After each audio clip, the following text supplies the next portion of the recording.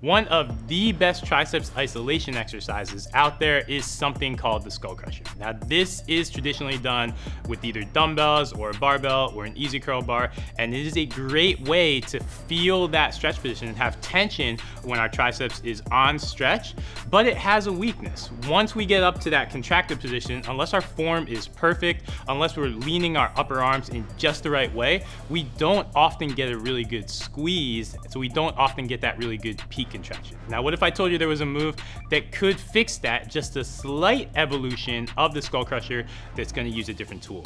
That's what we have in the cable Skullcrusher. Now, this is one of my favorite moves to do for triceps, and it is a move that is almost guaranteed to give you a great triceps pump, but you have to understand how to do it, because this isn't simply just lying on a bench and literally duplicating everything we do with a dumbbell or an easy bar Skullcrusher. Instead, we have to make a couple small tweaks so that we can really maximize the move. But again, once you do that, you're gonna get an awesome stretch at the bottom of the move because the cables are gonna help us in this way, and we're still gonna get a really, really good squeeze at the top of the move. It is a guaranteed triceps pump, so let's break it all down for you. So we have Brett here to demo the basic cable Skullcrusher, and again, you're gonna think initially that this is a dumbbell Skullcrusher or a barbell Skullcrusher, so you're probably gonna set up a lot like Brett's gonna do initially here, but this may seem like the best way to do a cable Skullcrusher once you get started, except we wanna make a couple tweaks so we can really take advantage of the move. First off, we wanna get Brett's feet off of the bench. Nothing annoys me more than people putting their feet on the bench. One, because it's not great, this is not your living room. I guess I don't need to give that lecture, but two, because you wanna have a nice solid base, so Brett wants to drive his feet into the ground and make sure he maintains that position on his cable Skullcrusher. The other two very critical things that he wants to do, one, we're actually gonna change up the tool. If we go back to Brett doing that basic Skullcrusher, that handle is going to eventually hit his forehead. We can shift to a cable. If we shift away from that straight edge handle and we go to a rope instead, we instantly get to do two things that are really awesome. One, we're gonna get to push the range of motion. We're gonna get a lot closer to our head with a little bit more freedom. And two, we're gonna get to keep our palms in neutral when we're doing this. That's a lot more of a natural position for our elbows, and it's gonna make it easier for us to maintain external rotation at the shoulder joint too.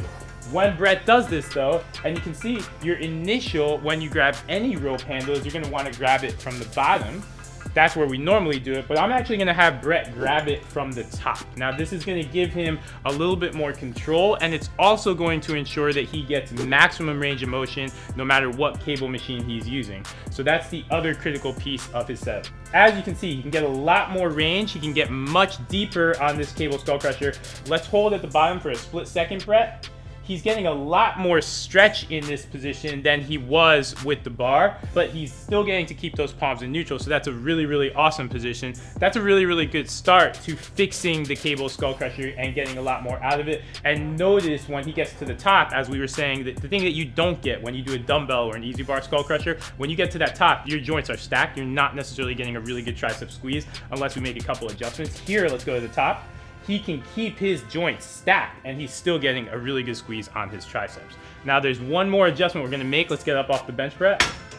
The only other thing I'm gonna have him do, and you can play with this however you want, we're gonna go to an incline. So now we have the bench set up on an incline. We're only using a 15-degree incline. That's all you need. And again, you can play with this over the life of our training. But now we're gonna get stretch at both the elbow joint and the shoulder joint. Getting more stretch on the triceps is never a bad thing when we can create tension from that position. So how is Brett gonna set up for this?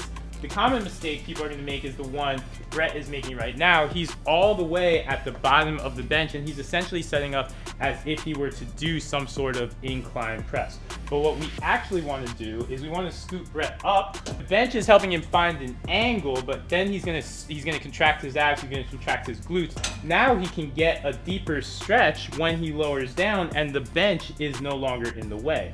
Now he doesn't need to shift his elbows back too far. He can think about keeping his upper arms perpendicular to the ground or shifting them back just a little bit. No matter what, let's go into that lower position. Let's hold. This is a lot of work for Brett too, because this is a position of work.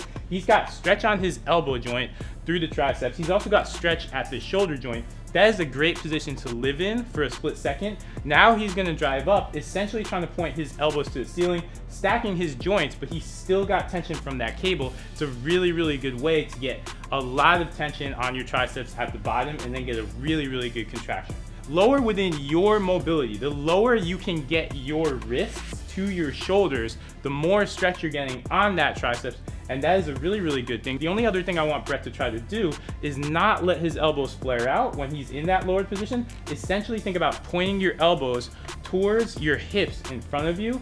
When you're in that lowered position, it's gonna force you into external rotation, make your triceps work extra hard. So that is our cable skull crusher. Again, one of my favorite triceps moves, and a move that can fit into your workouts in a number of ways. We can use this as our only triceps exercise on a push day after we've done our bench presses, after we've done a little bit of overhead work.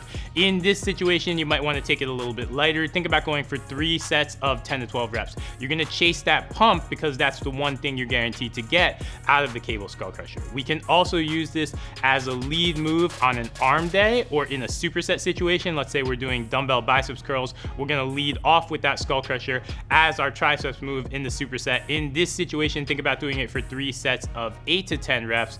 That way we go a little bit heavier, but you're gonna take your time, really appreciate that eccentric, and then push for that good contraction at the top. Either way, this is a move that really should be in everybody's routine. It does not replace our dumbbell skull crushers because we're gonna be able to go much heavier with our dumbbell skull crushers, barbell moves, and easy bar skull crushers. But this is a great way to change things up and to push for a really good contraction and make sure you're getting a ton of work for your triceps and a ton of time under tension. So get it in your routine somehow.